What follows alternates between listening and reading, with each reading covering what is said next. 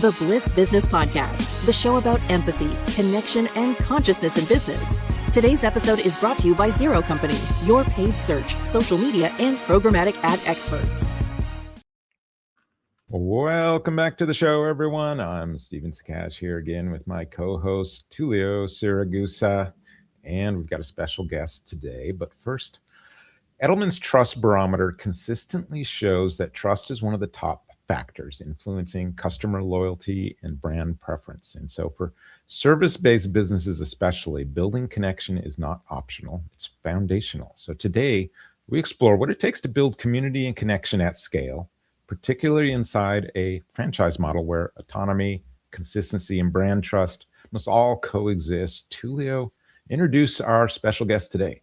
Absolutely. Our guest today is Charles Furlough. He's the president and CEO of Pillar to Post Home Inspectors, North America's largest home inspection franchise.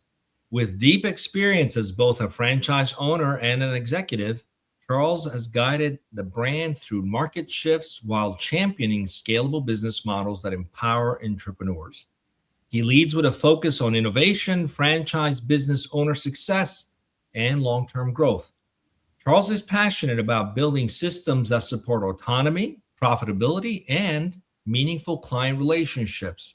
And he brings valuable insight into leadership, evolving workforce trends, and how service-based businesses can thrive in today's economy. Charles, welcome to the Bliss Business Podcast. We're excited to feature you today. Happy to be here. So Charles, as Tulio mentioned, you lead, North America's largest home inspection franchise. So in a distributed model like that, what does community truly mean for you? Well, I think in a successful franchise, one that can be around for a long time, ultimately it's got to be a family. It's got to be a family of businesses. And that is certainly true with us. And I think that applies to our staff at the franchisor level and our interactions with our franchise business owners. We refer to franchisees, what you would hear normally as franchisees. They're our franchise business owners. So that's it's the key inside the family of the franchise. But that community is so important for our franchise business owners. They're out there in the individual communities that they live in, and this is a business based on trust, and it's a business based on relationships. And so just continuing to drive that idea, that concept, that feeling that you are a part of your local community and you're a part of the Pillar to Post community. I think it's just key to long-term success. For sure. I think, when you think about companies that are families, it's easy when you're kind of close together, but, when you've got all these, franchisors out there, how do you build that family, at a distance? Well, it's not easy to stay in close enough contact. But I think we do it in a lot of different ways. I will say one thing, like the platform that we're on right now has just helped an awful lot. In years past, you could go long periods of time, even though you might talk to someone regularly, you don't get to see them regularly. Today, we can do both. I think that has helped an enormous amount. We also do things like we have regional meetings. So we have 22 regional meetings all over the US and Canada. We do those twice a year. So while it's not all of us coming together at the same time, it is an opportunity to get together, for franchise business owners to get together and for us to get together with them. We also have an annual conference. We have great attendance at that. Not only do a lot of good business things, but have a lot of fun at the same time. And then just constantly trying to communicate and have as much of that be two-way communication as we possibly can. I'm curious about how your experience as both a franchise owner in the past has shaped how you help franchise be successful as an executive. I spent 30 years in IT and tech, and some of the best hires as a vendor that we ever made were actual initially clients. They were the people on the other side, right? So they came on as the very strong practitioners. So I'm just curious how that's informed the way you help franchise be more successful, having been sort of in their shoes and walked the mile in their shoes as well. Well, if I listen to some of our franchise business owners that I've known for many, many years, from back when I was a franchise owner to today, I think it's a good thing. It's viewed as a good thing and a bad thing. It's a good thing. It's a good thing because I have been there and done that. And I do see a lot of things through their eyes. How is this going to affect their daily life? How is this going to affect the way they're able to run their business? And I think that's the good side of it. The bad side of it is I'm kind of hard to fool. Right? I've been there and I've done that. So I do know what that's like. And I think it's a benefit. I will tell you in the early days, and this is I was a franchise owner for 10, almost 11 years.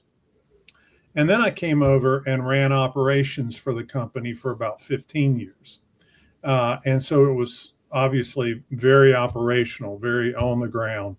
And the challenge, I will tell you, the challenge from coming from that background is when you come to run operations for an entire company, yet you just spent 10 years doing it, yes, the pillar to post way, but the Charles way of the pillar to post way. Mm-hmm.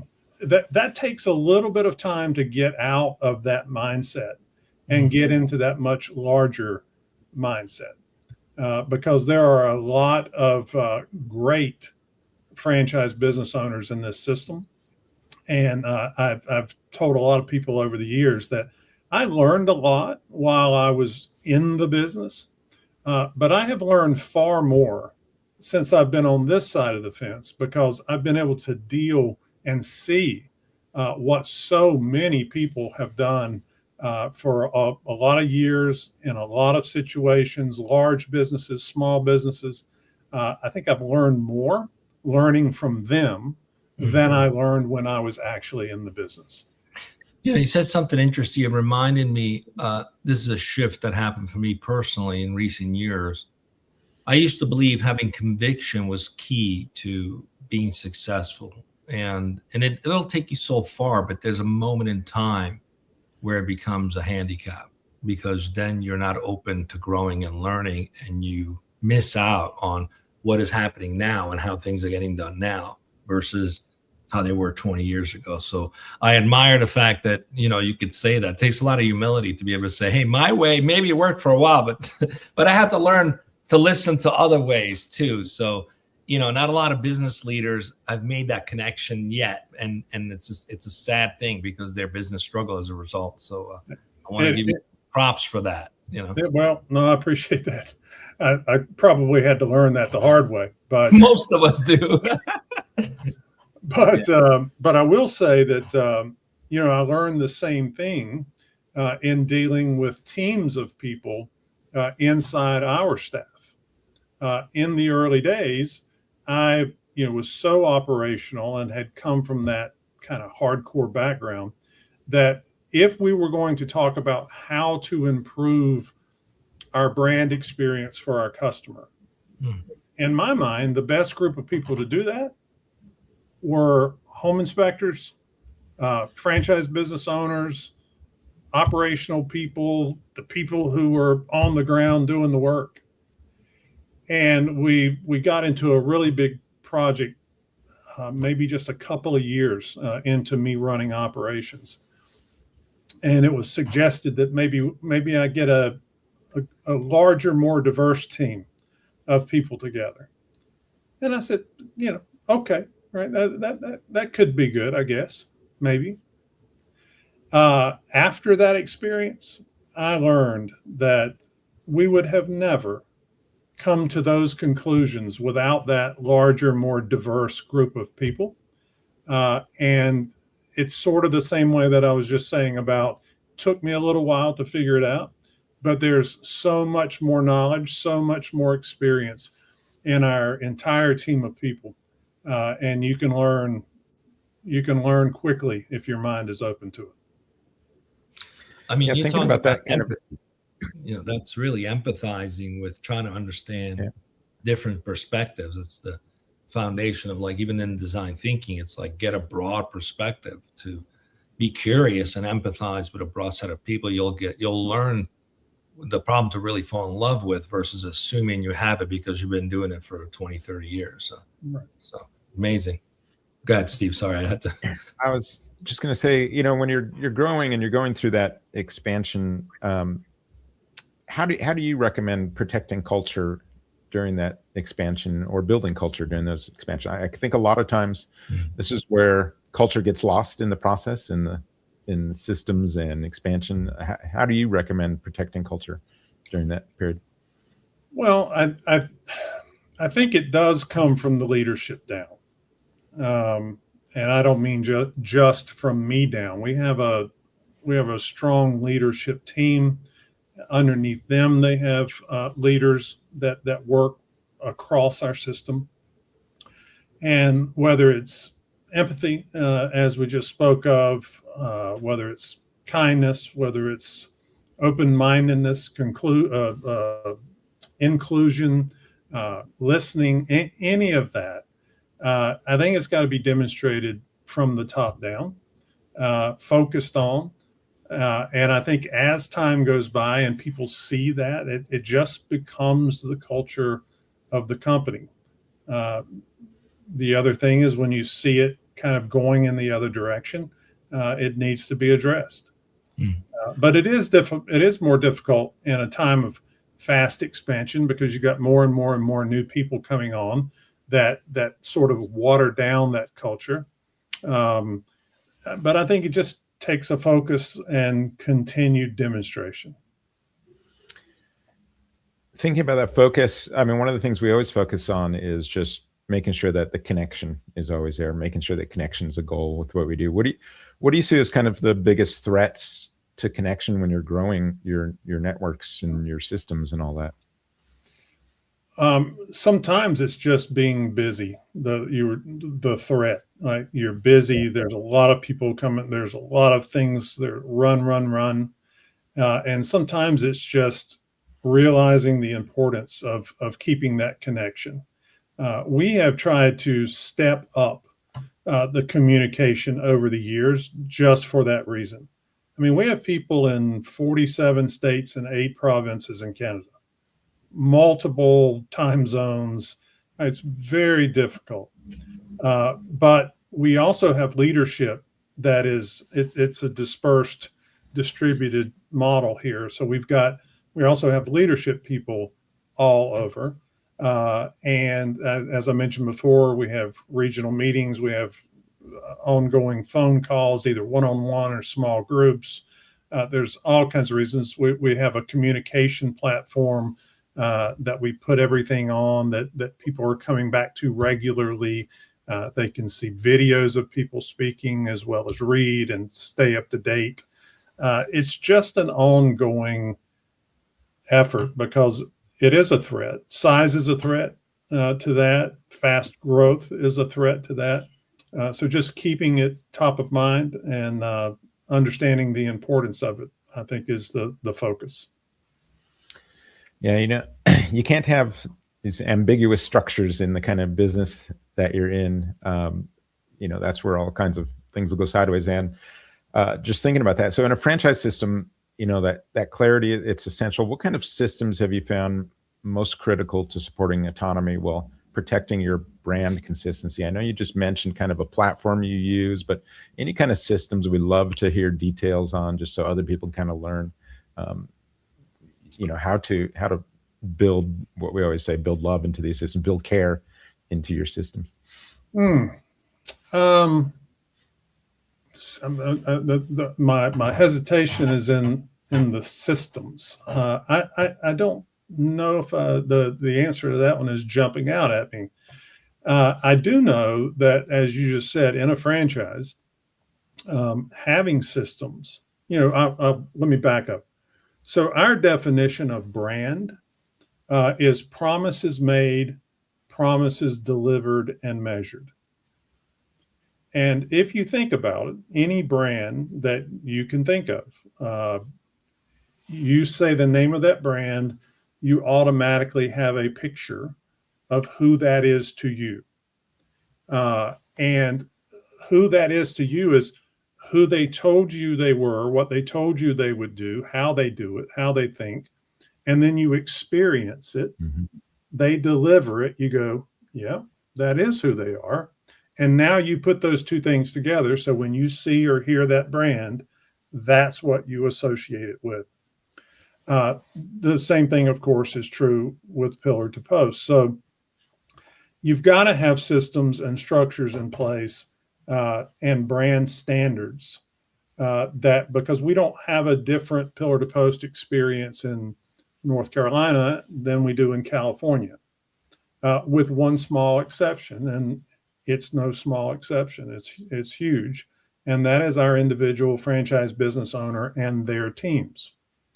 That personality that comes across from them, that caring, that whatever the thing is that's unique to them, that influences the brand locally. But everything else needs to be very, very similar. So you've got to have processes for that, and we do. Go ahead. I was just going to say, just even on the promises made, promises delivered, and measured. Did I get that right? Yes. I mean, that really is this feeling of, you can see how trust would flow through that, right? All the way down. If that's kind of the mantra that's going, and that trust is what, we were talking about, building kind of that emotional connection, that experience with the customer. It's really key. So yeah, giving it at least like that one line really kind of sets a tone, I think, for everything that you do, and you can audit your systems to that and all that, and you're thinking about that constantly. That does trickle down to that customer experience, right? It absolutely does. The software that we have helps deliver the same look and feel of the product, that the home inspection report, all the associated parts and pieces of that, the platform that it's delivered to the customer. So we can have systems and processes and tools in place that help that. But in the end, our franchise business owners and their teams are the ones that have to deliver on that. And so it's important that they understand if they want to realize the true strength of the brand, then it's promises made, promises delivered, and measured. And we do measure those in a number of ways. So I'd be curious to just unpack this a little bit more, because I think if it's a set it and leave it kind of thing, then you're set, right? But when it comes to, for example, innovation, it's a moving target, because culture changes, times change, people's needs change. So how do you maintain innovation in a framework like this or a system like this without it becoming fragmented? And I think there's some lessons even for non-franchises, because fragmentation of a brand is a big thing, especially in multi-divisional like businesses, large conglomerates, for example, in terms of maintaining that brand voice in different areas. And I think they can learn a lot from successful franchises who do a very good job at this. But when it comes to staying on top of innovation, how do you guys work through that without it becoming fragmented? So I think of innovation in two different ways.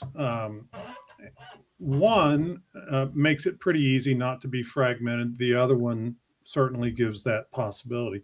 So one is innovation that sort of comes down from us and comes on a system-wide scale. That's pretty easy to control it from being fragmented.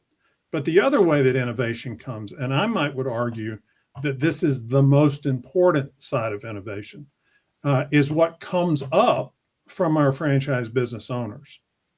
So there are a number of things. We think of our brand standards as sort of the core of what the brand of Pillar to Post is. But there's things that our franchise business owners can do and do when they're delivering on that is unique. It is something they're trying. It is something that's added to it or delivered in a little different way. And we do get to, before they market that out in any sort of way, they get approval, they run it by us. We just make sure that it's going to fit well with the brand. And then we keep an eye on it and see how well it does, stay in close contact with them. And a lot of our best ideas have come from the ground up. So you do have to be careful. It can't be the wild, wild west. But at the same time, it also can't be so tight that nothing ever improves, right?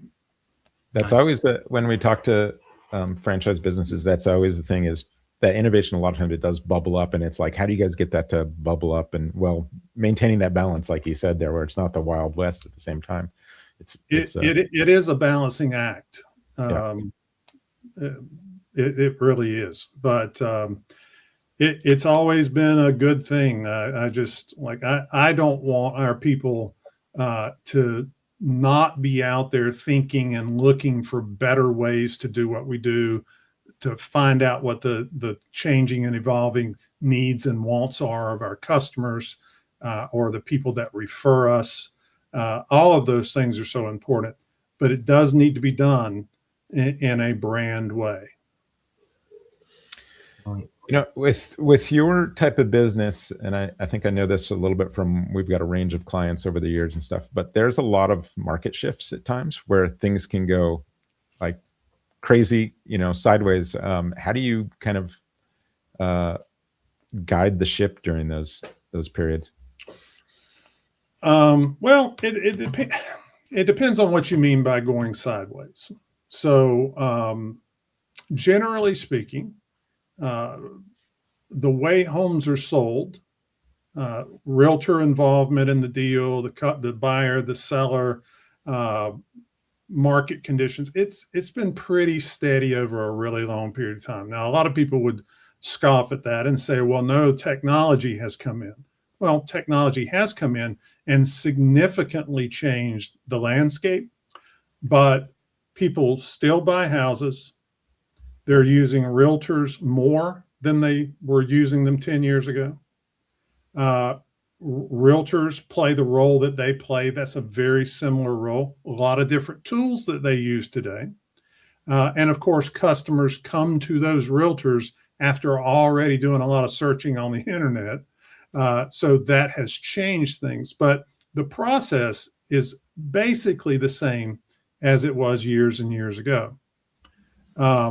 The other thing that is absolutely true and has not changed at all, maybe even it's been exacerbated a bit, is the buying of a home is one of the largest purchases, if not the largest purchase that anyone will ever do.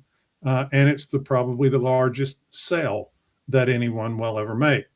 And so it's so important to that individual, that consumer that's in that process. It's also really important to the real estate agent. That part has never changed. So the technology's changed around it. But what we do, what we have to be concerned with, and what we know they're concerned with, doesn't go sideways very often. But the market is a different story. So as everybody knows, in 2020, we had the COVID thing. Yeah. Real estate just ground to a halt. Yeah. But we thought it was going to be a really long process coming out of that halt. It turned out not to be very long at all, 3-4 months maybe. And then all of a sudden it went completely in the other direction. Then homes were selling like crazy. So that took a lot of going through that period of super low, super high. It took a lot of communication, very difficult to do. And then it's continued to be a strange market, really since 2020.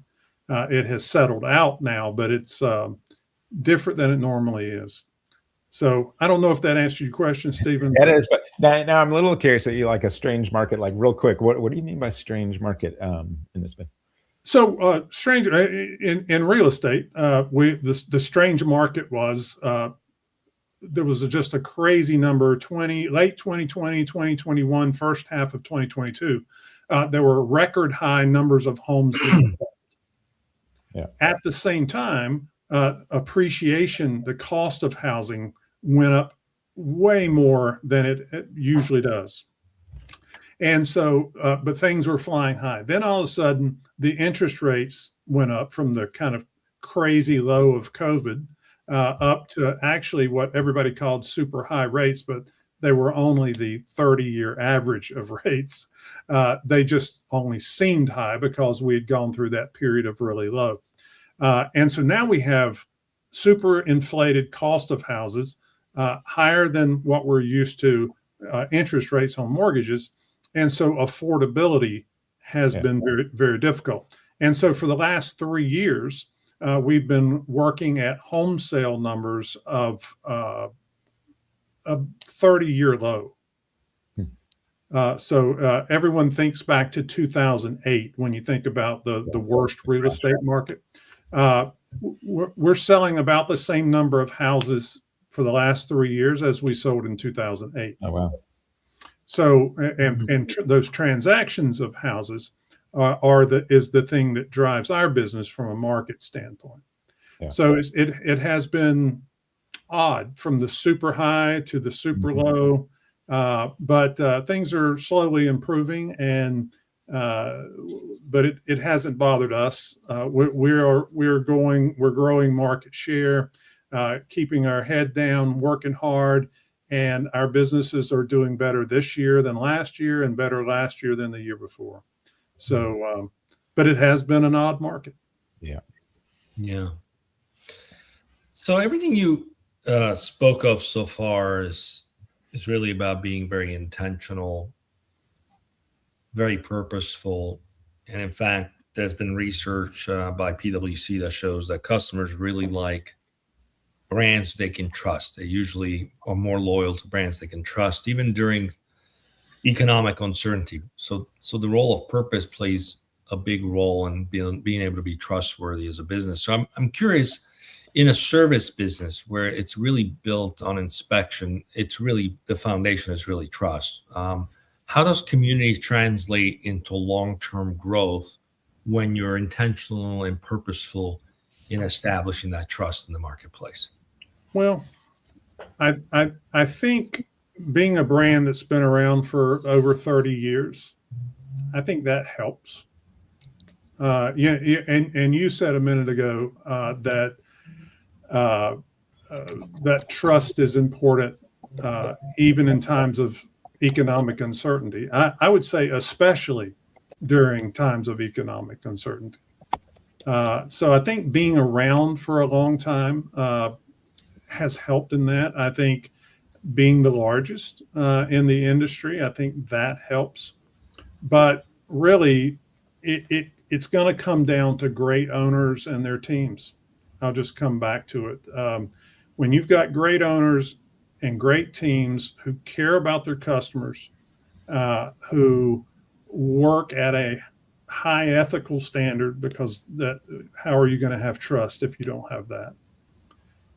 And they're working under that kind of brand, I think it leads to trust. In our business particularly, I think everything you said there is true about all businesses, but the home inspection business it's totally around trusted relationships and trusting what we do and what we tell them. It is the most important thing that we have. So I don't know if I answered your question exactly, but Yeah, it is the biggest thing that we have to guard. absolutely. We've got two questions from the audience. Let's go with the LinkedIn one first, and then we'll do the other one. Let's see. So, LinkedIn user, what advice would you give to young entrepreneurs trying to build community in their business?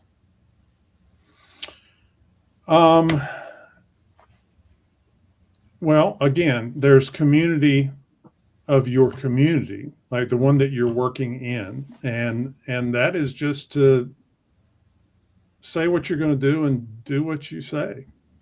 Right? I mean, that's so important. But the community inside your team, inside your staff, it's just as important. So one thing I haven't spoken to that is important, really important, I believe, at Pillar to Post is alignment between the franchisor and the franchisee. I would say the same thing would be true if this young entrepreneur is not going to be in franchising. You have to have that same alignment between the company, if you will, the leadership, if you will, and the rest of the staff. For us, primarily with our franchise business owners, they have to know that where they're going and where we're going are the same place. And the way that we're going to get to where we're going is by helping them to get where they're going. It's so important. It's a trust thing. For us, our goal, our mission statement is to ensure confident home ownership and enrich the lives of the people and the communities that we serve. So we're a home inspection company where our mission statement doesn't mention home inspections or anything else, right? It is about home ownership and ensuring confidence. We want the people that we're working for to come away from their experience with us being confident in whatever direction they choose to go with that particular home. And then how we're doing that is we're growing the brand of Pillar to Post by helping our franchise business owners grow large and profitable franchises. And that seems kind of quaint, and of course you would say that, but there are different ways of doing it. Like we could have twice as many franchise business owners, but they all run small little 1 or 2 man businesses. That's not what we're doing. The franchisees that we have, they want to know that we're going to get where we're going by helping them to get larger and more profitable. And they want to know that we're going to do it the right way. It's not that trust that we've been talking about, ensuring confident home ownership, making sure our customers are taken care of. They want to make sure we're doing it the right way as well. So my best advice there would be make sure you're aligned with the people that you're in business with. Very good. Let's see. Tulio said we had another question. One more on YouTube. All right. Can you talk about Pillar of Hope and how it is so important to keep building community? You know what? I'm glad that came up. So you can see this little pink hat right over my shoulder here. We have done a lot of things locally. Our franchise business owners are involved in all types of things. But we have adopted what we call community or Pillar of Hope. I'm sorry. Pillar of Hope. And that is our entire company working to raise awareness and raise funds for breast cancer awareness and prevention. And it's something that this past year, 2025, was our first full year in that. We were hoping that we would get adoption by a small core of our franchise business owners. It was about 4 or 5 times as many as I thought we were going to get. We had our conference just a month or so ago, and it was a prominent part of that. And we're really excited about seeing what happens across this year and the coming years. This is a long-term endeavor, just to see that's a good example. We were talking a little while ago about innovation in the field and how do we keep alignment with that. We came out with some pretty good things from the top down, but seeing what some of our franchise business owners did with it, was unbelievable. So I think that's all about community. It's all about, it really is about community, the larger community as well as the local community right there in their hometown. I love it. And it really does transition to this next question that we have, that we ask all of our guests some form of this is, what role does love play in business? And I think you see, like, you're kind of adding this element in here where people now have this extra little bit of meaning. Like you said, there's like, you got 4 or 5 times the adoption you were even expecting. And you spent a lot of time at your conference, even going over this. And I'm sure that there's just probably a little bit of a different flavor now at that conference and stuff. So yeah, what role do you think love plays or should play in business? I don't know. I hear this topic from time to time, and it's like kindness. Should you run your business with kindness?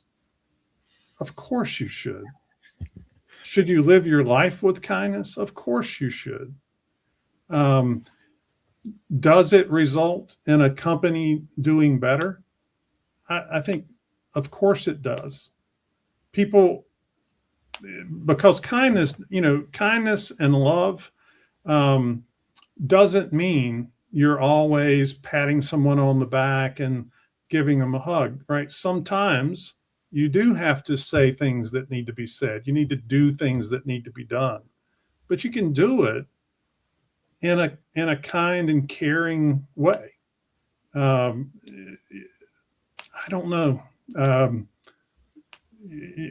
Do you love your employees? Are you treating them the way that you would want to be treated? Or are we associating ourselves with our franchise business owners in the same way? Doesn't mean we always agree. Doesn't mean everything's always rosy. But are we treating them in a way that we would want to be treated? And I don't know. I feel like, of course, I just want to say, of course you should. I love it. I mean, another guest used the golden rule, Stephen. I know it's kind of in there, that golden rule, and also with it, this should be foundational to every business, of course, right? It's only been like 4 guests that have actually mentioned the golden rule so far. Or without not mentioning it. But it's like, no, it is, of course, it should be part of your business. Yet, I think people we're in such this transactional mode in business, we forget about this element sometimes. Like you said, we get busy and we're doing these things and we aren't really auditing toward kindness sometimes, and you'll get a lot of pushback from a lot of other people, that are looking at the quarterly returns and, everything, and just don't give a damn about it. But but they work hand in hand. They do. And there's stats now that prove it. So it's not even like just a nice thing. It's strategic. Right. So we're coming towards the end. For those who have stayed with us this whole time, we'd like to give a little gift to all the audience, something tangible they can do, maybe like immediately this week or this month that you could recommend. So for leaders who are building services-based or franchise businesses right now today, what is one action, just one, they can take like immediately this week to strengthen their community and connection? Of all the things they could do, what would you recommend? You must do this first. Do this. What is that? If you're going to make me pick one, I'm going to say regularly talk to your people and genuinely listen to what they have to say. I have made a point since I've been in this seat to have regular meetings with all of our teams. We have a open Q&A session at our conference. It's just a whole crowd of people and me.